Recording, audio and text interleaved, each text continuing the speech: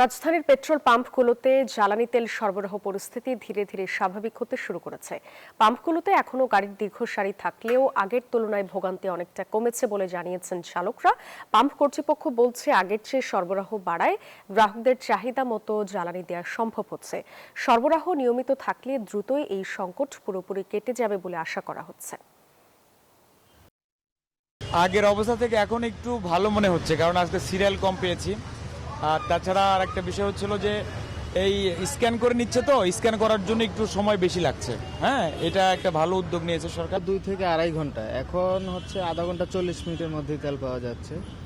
আর হচ্ছে ফুয়েল পাসের মাধ্যমে তেলটা একটু বেশি দেওয়া হচ্ছে, আর যাদের ফুয়েল পাস নেই তাদের তেল একটু কম দেওয়া হচ্ছে। লাস্টে যখন আসলাম তখন আমার সর্বোচ্চ লাগছে হলো গিয়া 15 মিনিট। আমি 15 মিনিটে তেল নিছি, পুরো ফুল ট্যাঙ্কি তেল দিছে আমাকে। এ বিষয়ে আরো জানাতে আমাদের সঙ্গে যুক্ত হচ্ছেন সহকর্মী জুবায়ের সানি। যাব তার কাছে। সানি, আপনি আগের ঘন্টায় আমাদেরকে জানাচ্ছিলেন যে গ্রাহকের ভোগান্তি আসলে কিছুটা কমছে, কি পরিস্থিতি দেখতে পাচ্ছেন একটু জানাবেন। ঠিকই বলেছেন সাদিয়া, ভোগান্তি অনেকটাই কমে আসছে, কারণ প্রতিটি পেট্রোল পাম্পে যখন সরকার 20% বেশি তেল দেওয়ার সিদ্ধান্ত নেয়, এরপরই আমরা দেখেছি যে ভোগান্তি অনেকটাই কমে আসতে শুরু করে এবং আজকের পরিস্থিতি গত এক মাসের যে কোনো সময়ের তুলনায় আজকের ভালো।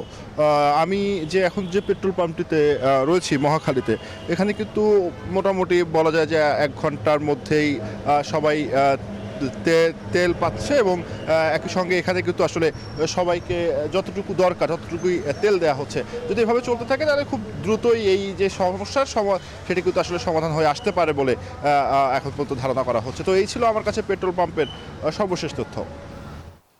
সানি, ধন্যবাদ আপনাকে।